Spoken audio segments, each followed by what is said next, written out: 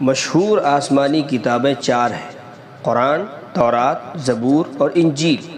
قرآن کا تعلق مسلمانوں سے ہے، باقی تین کتابوں کا تعلق اہل کتاب سے ہے، جن کو یہود و نصارہ کہا جاتا ہے، عیسائی کہا جاتا ہے۔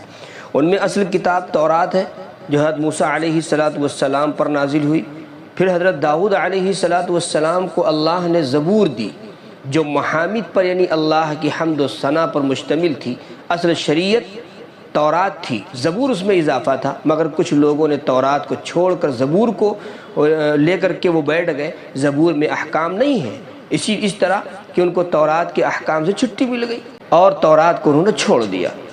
اس طرح یہود میں سے ایک نئی امت وجود میں آئی، جس کو صابی کہا جاتا ہے۔ صابی کے معنی ہے ایک دین چھوڑ کر دوسرے دین کو اختیار کر لینا۔ اسی لیے مشرکین مکہ مسلمانوں کو صابی کہا کرتے تھے، کیونکہ انہوں نے اپنا آبائی وطن چھوڑ کر اسلام کو اختیار کر لیا تھا۔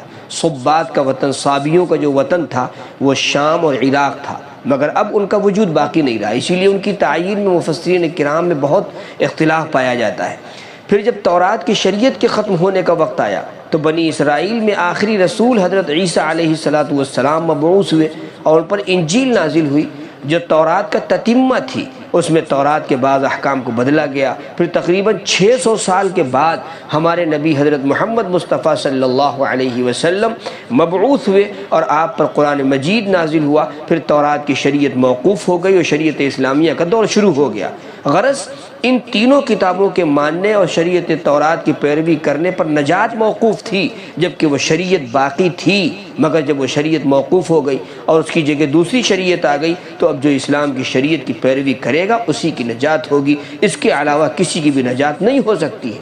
جیسے تعلیم گاہوں میں، اسکول میں، کالجز میں، مدرسوں میں اسباق کے پیریڈ ہوتے ہیں، لیسن کے پیریڈ ہوتے ہیں۔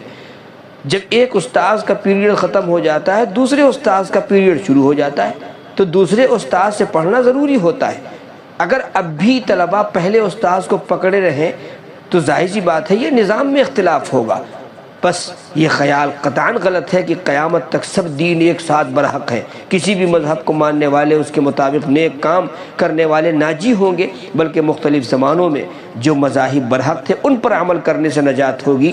اور اب جب ہمارے نبی حضرت محمد مصطفیٰ صلی اللہ علیہ وسلم شریعت محمدیہ لے آئے تو اب ظاہر سی بات ہے کسی اور مذہب کے ماننے میں نجات نہیں ہو سکتی ہے۔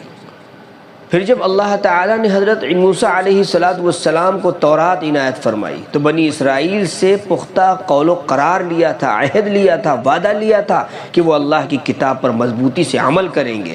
مسلسل ان میں رسول بھیجے جو وعظ و نصیحت کا کام کیا کرتے تھے، یہود کو سمجھاتے تھے کہ تورات کے احکام پر عمل کرتے رہو، اللہ کی رضی کو مضبوطی کے ساتھ تھامے رہو، متحد رہو۔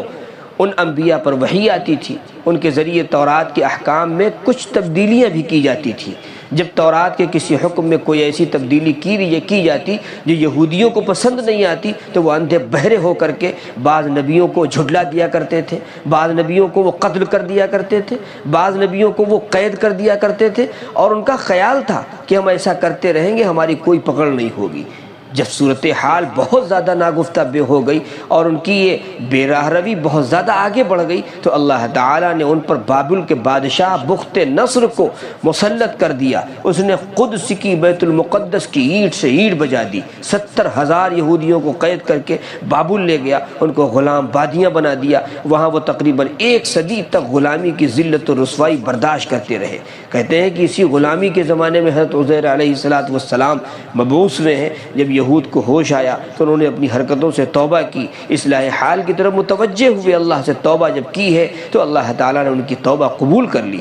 پھر فارس کے ایک بادشاہ تھے جس کا نام تھا سائرس، اس نے بابل پر حملہ کیا، یہودیوں کو غلامی سے نجات دلائی، ان کو مال و سامان دیا ہے تاکہ وہ بیت المقدس کو دوبارہ آباد کریں۔ لیکن کچھ ہی عرصہ گزرا تھا کہ ان کو پھر شرارتیں سوجھی اور اندھے بہرے ہو کر کے حضرت زکریا و یحییٰ علیہم السلام کو انہوں نے شہید کر دیا، اور حضرت عیسیٰ علیہ السلام کے قتل کے در پہ ہوئے۔ یہ تو اچھا ہوا کہ اللہ نے ان کو زندہ آسمانوں پر اٹھا لیا، ورنہ یہود ان کو بھی قتل کر دیتے۔ اللہ تعالیٰ یہود کی تمام حرکتوں کو دیکھ رہے ہیں، ایسے بد کردار آخرت میں کیسے کامیاب ہو سکتے ہیں؟ کامیابی تو قرآن سے کام سے ہوتی ہے، نہ کہ نام سے۔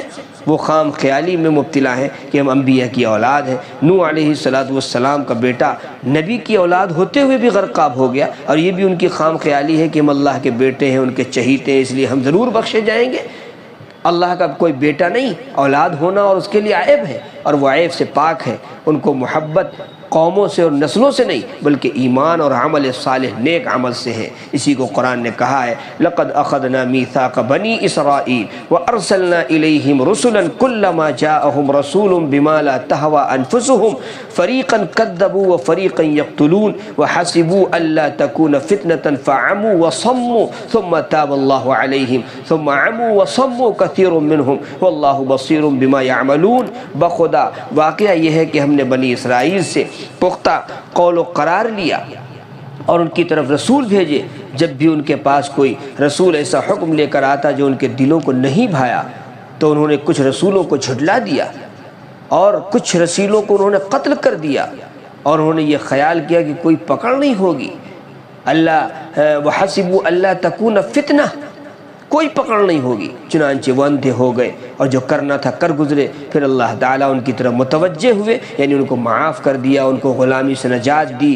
پھر ان میں سے اکثر اندھے بہرے ہو گئے۔ حضرت زکریا اور یحییٰ علیہم السلام کو شہید کر دیا، اور عیسیٰ علیہ السلام کے قتل کے درپے ہو گئے۔